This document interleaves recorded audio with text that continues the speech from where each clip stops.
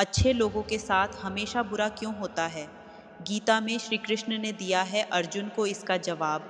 श्री कृष्ण ने अर्जुन को जवाब देते हुए समझाया है कि लोगों को उनके कर्मों का फल हमेशा मिलता है।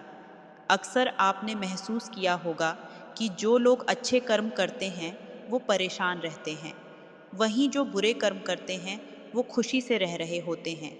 अच्छे कर्म करने वाले परेशान होते हैं कि आखिर उन्हें इतनी परीक्षा क्यों देनी पड़ती है, जबकि जो बुरा करते हैं वह खुश हैं और जिंदगी का लुत्फ उठा रहे हैं।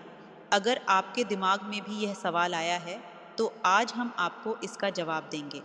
ये जवाब वो है जो भागवत गीता में लिखा है और श्री कृष्ण ने अर्जुन को दिया था।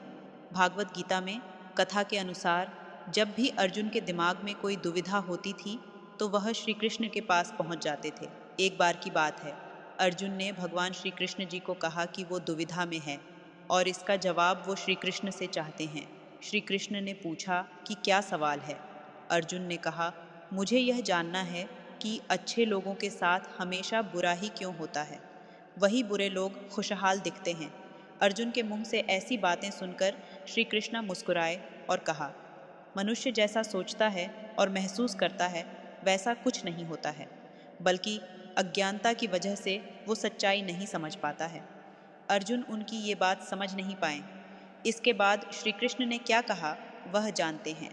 श्री कृष्ण ने अर्जुन से कहा, पार्थ, मैं तुम्हें एक कथा सुनाता हूँ। उसे सुनकर तुम समझ जाओगे कि हर प्राणी को उसके कर्म के हिसाब से ही फल मिलता है। प्रकृति हर किसी को अपनी रास्ता चुनने का मौका देती है। अब वो मनुष्य की इच्छा पर निर्भर करता है कि उसे धर्म की राह चुननी है या कुछ और। धर्म की कथा शुरू करते हुए श्री कृष्ण ने कहा, एक नगर में दो पुरुष रहा करते थे।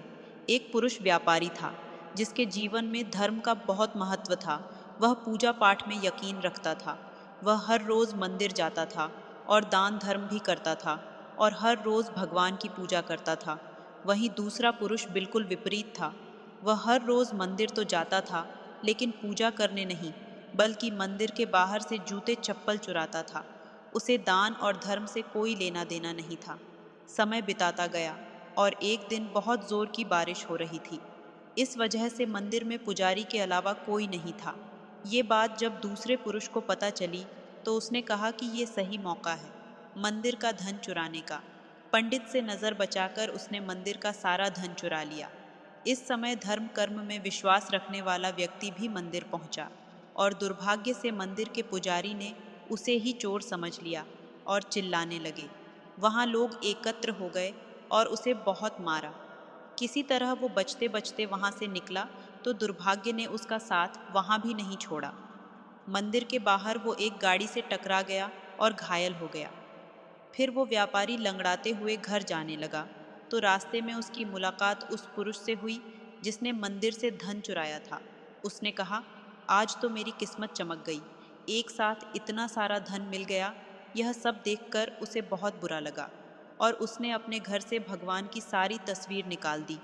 कुछ सालों बाद दोनों पुरुषों की मृत्यु हो गई जब दोनों यमराज की सभा में पहुंचे और भले पुरुष ने दूसरे व्यक्ति को देखा तो उसे बहुत गुस्सा आया।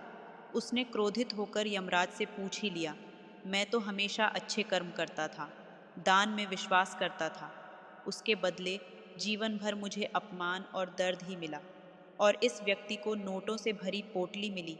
आखिर ऐसा भेदभाव क्यों? इस पर यमराज ने कहा, पुत्र, तुम गलत समझ रहे हो।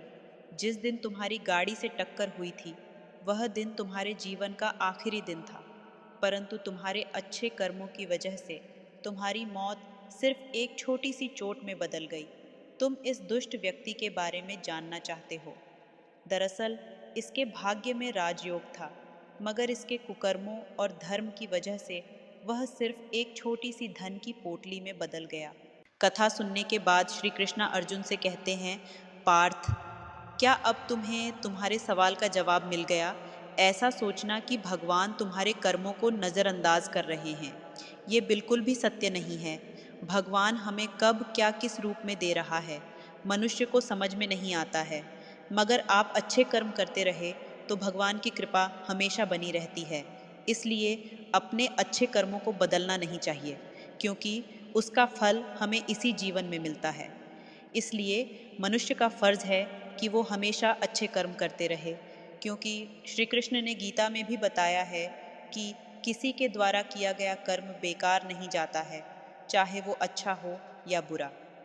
अगर आपको मेरी वीडियो पसंद आई तो प्लीज़ लाइक, शेयर और सब्सक्राइब करना ना भूलें।